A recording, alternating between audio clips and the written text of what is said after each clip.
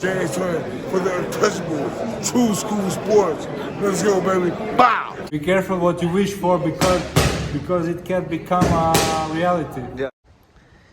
The untouchable True School Sports Empire proudly presents something the boxing game is missing. Hey, what's going on? It's your boy BT, and I came here to talk some boxing with the thousands of True School Sports subscribers.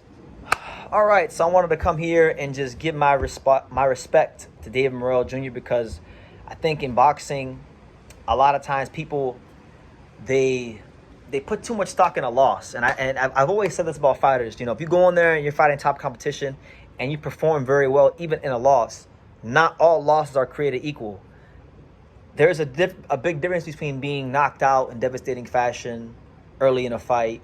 There's a big difference between quitting in a fight or getting completely outclassed over the course of 12 rounds, and then what Morrell did, or what like Bivol did in the Better Be Every match. Being in these fights where you're presenting danger to the opponent, a high level opponent.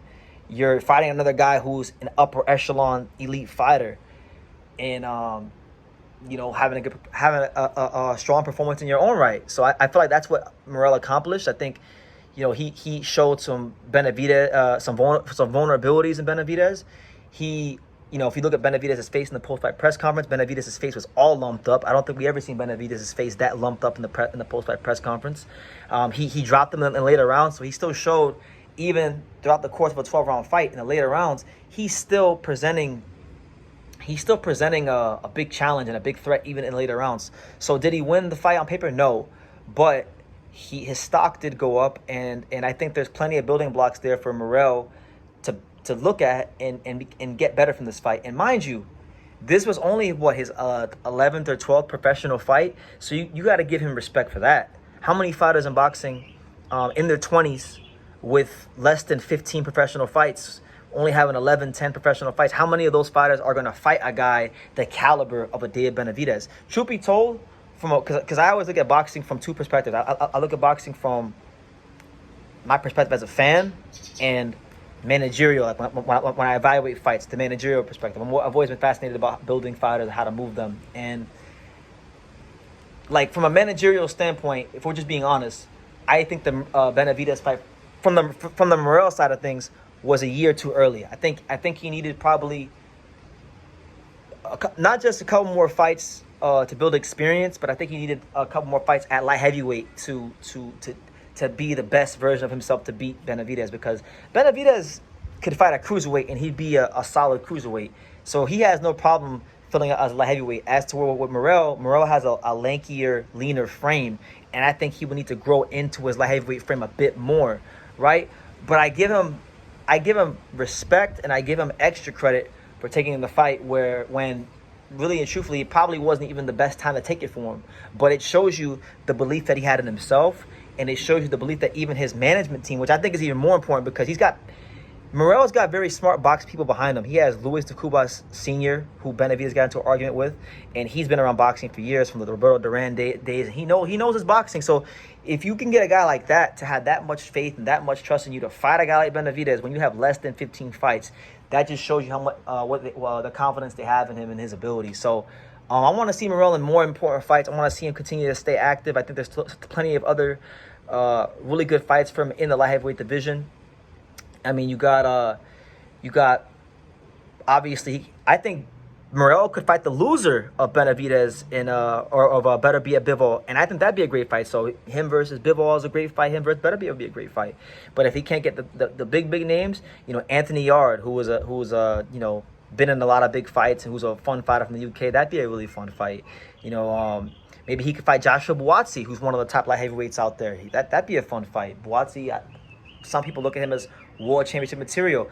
Look at maybe Jesse Hart. Jesse Hart was a guy that fought on PBC cards, and you know, he always comes to Rumble. He's in good fights a lot. You know, that'd be a good fight for him. He's ranked too, so it'll make sense.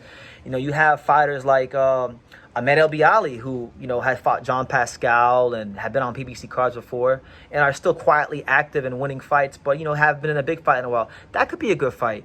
You know, you have a lot of good fights out there for Morrell. His story's not over. In fact, I would even go as far as to say it's just beginning. And I'll give you guys one last fight for Morrell that I think will just be a dynamite fight for boxing.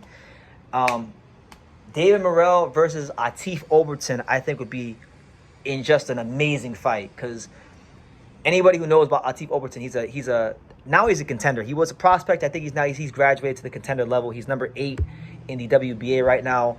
I think Atif Overton is going to be a future light heavyweight champion. I mean, he's probably, out of all the Out-Hand and PBC fighters, he's like one of the top 5 guys I'm highest on.